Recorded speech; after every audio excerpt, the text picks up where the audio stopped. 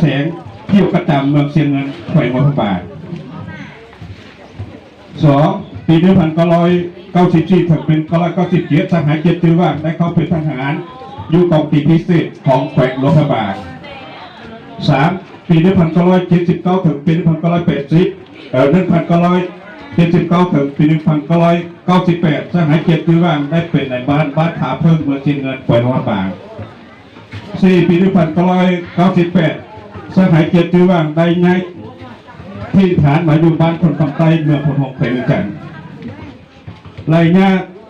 ที่สหายเกียรติว่าได้ยกย้ายมาอยู่บ้านคนฝั่งใต้เมืองพนมเปญกันสหายได้ตั้งหน้าปฏิบัติมติคำสั่งระเบียบกฎหมายของบ้านเมืองอย่างดีสหายเกียรติว่าได้ปกปักรักษาสร้างสรรค์พัฒนาประเทศชาติเรารวมรสพร้อมในสร้างสรรค์พัฒนาเศรษฐกิจครอบครัวพื้นของเราหลอกตัวเองจนกลายเป็นนักกีฬามาข้างหน้าแก๊กที่มีชื่อเสียงในนั้น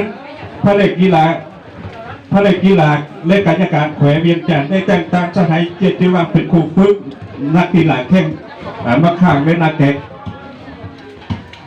อันนั้นก็เป็นพวกคนบ้านคนคำใต้ของพวกเราก็ได้แต่งตั้งให้สหายเกียรติว่าเป็นครูฝึกนักกีฬามาข้างและนักแก๊กของบ้านคนคำใต้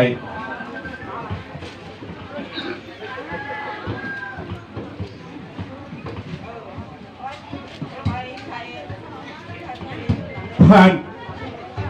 านการฝึกฝนหล่อนักกีฬามาข้ามในนักแข่ง